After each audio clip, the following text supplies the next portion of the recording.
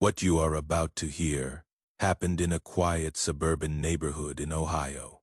For 18 months, one woman terrorized her neighbors with phone calls, false accusations, and increasingly dangerous behavior. The police were called 47 times. 47 times, but when this case finally reached the courtroom, the security footage revealed something that changed everything, and I mean everything. This is the story of Margaret Sullivan, the neighbor from hell. It started so innocently.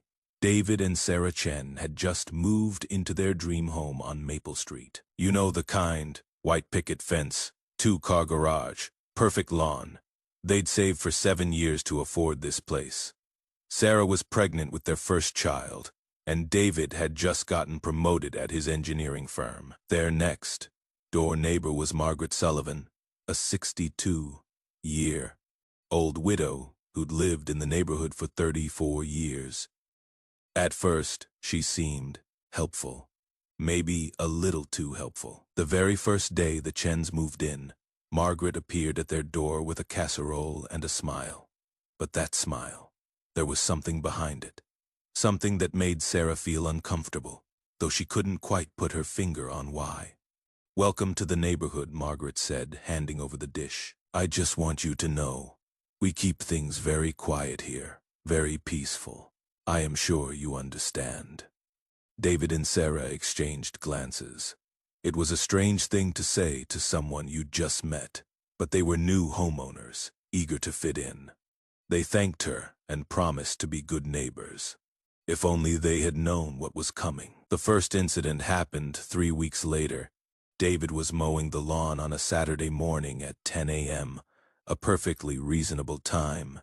But Margaret stormed out of her house like she was personally offended by the sound of a lawn mower. "Excuse me," she shouted over the noise.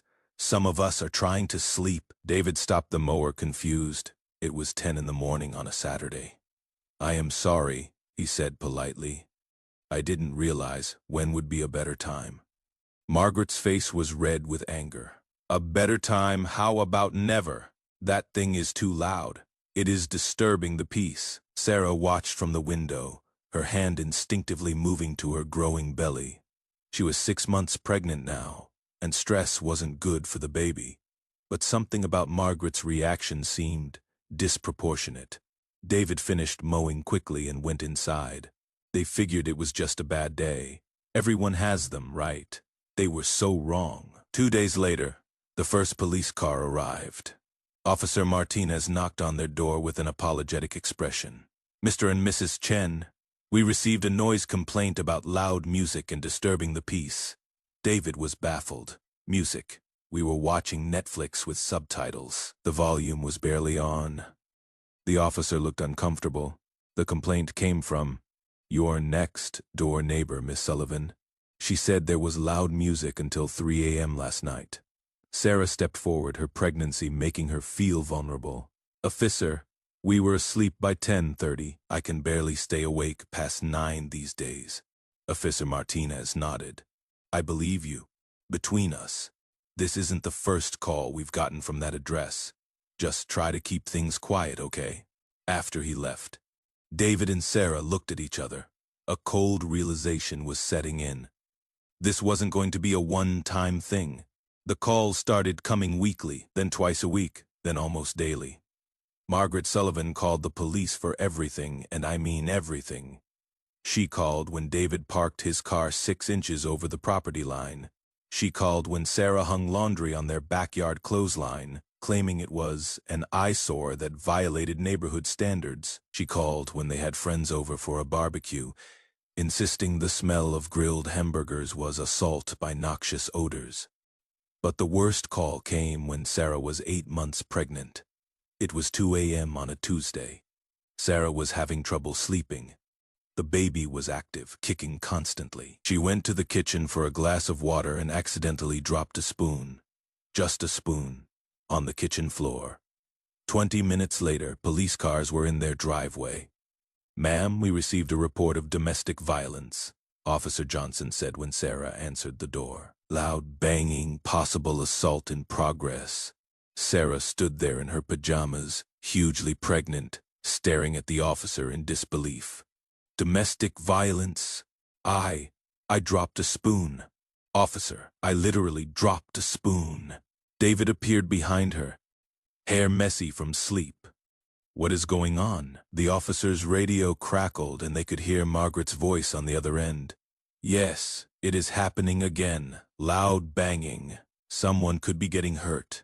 That is when David snapped, not violently but emotionally. He'd reached his breaking point. Officer, he said quietly, this has to stop. We have a baby coming in 3 weeks. My wife is exhausted. This woman is harassing us, and you know it. Officer Johnson nodded grimly. Mr. Chen, I wish I could do more, but we have to respond to every call.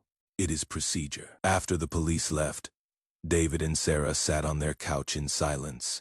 Sarah was crying, not just from frustration, but from fear. What would happen when the baby came?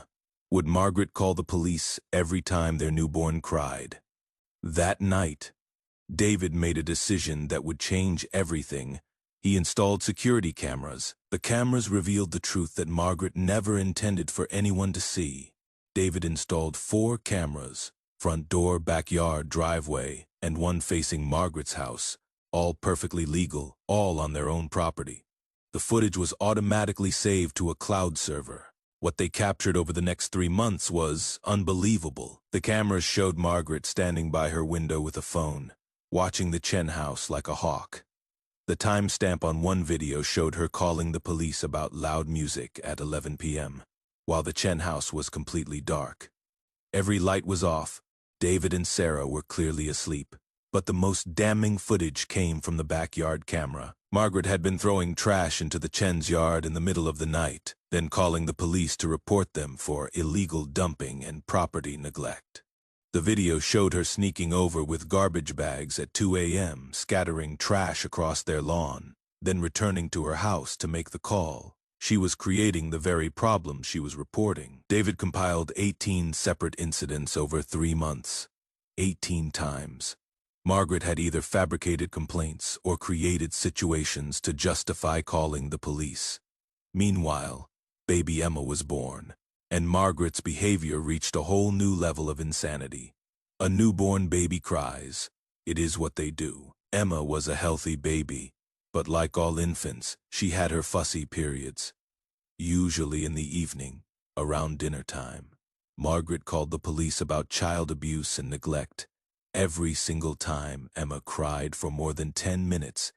Every single time. Child Protective Services was called twice. Sarah, already dealing with postpartum exhaustion and the normal stress of being a new mother, now had to prove to government officials that she wasn't abusing her own baby.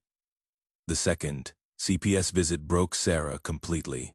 She called her mother, sobbing, begging her to come help because she was afraid to be alone in her own home. That is when David said enough. He took the security footage, police reports, and a detailed log of every false call to the county courthouse. He filed for a restraining order and demanded that Margaret be charged with harassment and filing false police reports. The hearing was scheduled for the 15th of November. Margaret Sullivan had no idea what was about to hit her. Judge Patricia Williams had seen a lot of neighbor disputes in her 22 years on the bench. Property lines, noise complaints, petty grievances that got out of hand. But this case, this was different. Margaret Sullivan sat at the defendant's table with her attorney, confident and defiant. She told everyone who would listen that the Chens were the problem, inconsiderate newcomers who had no respect for the neighborhood. David and Sarah sat across from her, looking exhausted but determined. Emma was with Sarah's mother that day. They'd been afraid to bring her to court, worried Margaret might cause another scene. Your Honor, Margaret's attorney began. My client has been a model citizen of this community for over 3 decades. She has a right to peaceful enjoyment of her property if her neighbors were truly being considerate. Judge Williams held up a hand. Counselor, I've reviewed the police reports. 47 calls in 18 months. That is significant. Mr. Chen, I understand you have evidence to present. David stood up. tablet in hand. Yes, Your Honor. Security footage from my property. What happened next would be talked about in that courthouse for years. The first video played on the courtroom screen. Timestamp, the 23rd of September, 11. Margaret's silhouette clearly visible, throwing garbage bags over the fence into the Chen's yard. The quality was crystal clear. Her face, her movements, everything. Margaret's face went white. The second video. Margaret standing by her window with a phone, calling in a noise complaint while the Chen house sat in complete darkness. The third video. Margaret in her bathrobe, banging on the shared fence with a metal pot at 2 a.m., then immediately going inside to call the police about the Chens making noise. The fourth video was the most damning. Margaret standing in her driveway, screaming at baby Emma through the Chen's bedroom window, actually screaming at a 2-month-old infant to shut up. The courtroom was dead silent. Judge Williams watched every single video, all 18 incidents, laid out chronologically. The evidence was overwhelming and undeniable. "Miss Sullivan," the judge said finally, "do you care to explain what I just witnessed?" Margaret's attorney whispered furiously in her ear. But Margaret stood up anyway, and what she said next shocked everyone in that courtroom. "They don't belong here," she shouted. "This is my neighborhood. I've lived here for 34 years. They come in with their foreign food smells and their loud baby and they think they can just take over." The racism was suddenly out in the open. This had never been about noise complaints or property disputes. This had been about Margaret Sullivan's inability to accept that her neighborhood was changing. Judge Williams' expression hardened. "Miss Sullivan, you are in contempt of court. Bailiff, please escort the defendant to holding." As Margaret was led away, still shouting about her neighborhood, David reached over and took Sarah's hand. For the first time in 18 months, Sarah smiled. The final judgment was swift and comprehensive.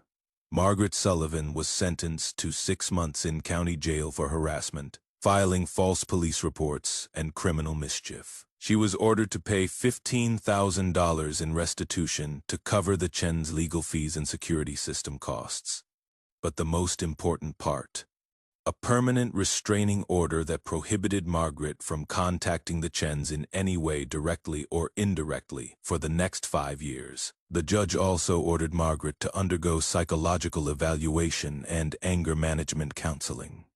"Miss Sullivan," Judge Williams said at sentencing, "your behavior was not just illegal, it was cruel. This young family came to your neighborhood seeking the American dream. Instead, you gave them 18 months of hell. Your actions were motivated by prejudice, and that makes them even more despicable." Margaret served 4 months of her sentence before being released on probation. She sold her house and moved to another county. The restraining order followed her. Today, Maple Street is quiet again, truly quiet. David and Sarah still live in their dream home. Emma is now 2 years old, and she has a little brother named Lucas. The security cameras are still there. David says he'll probably never take them down. "Better safe than sorry," he explains. The new neighbors who bought Margaret's house are a retired couple named the Johnsons. They brought cookies when they moved in, and their first words were, "Please let us know if we're ever too loud." Officer Martinez, who responded to many of Margaret's calls, stopped by 6 months after the trial. "I've been doing this for 15 years, he told David. "I've never seen anything like what that woman put you through. I am glad you got justice." Sarah sometimes thinks about those 18 months when she is gardening in her backyard. Emma playing safely in the grass, no fear of complaints or police cars. "It feels like a nightmare that happened to someone else," she says. The most important lesson from this story isn't about bad neighbors or false police reports. It is about the power of truth documentation and standing up for yourself when the system seems to be failing you.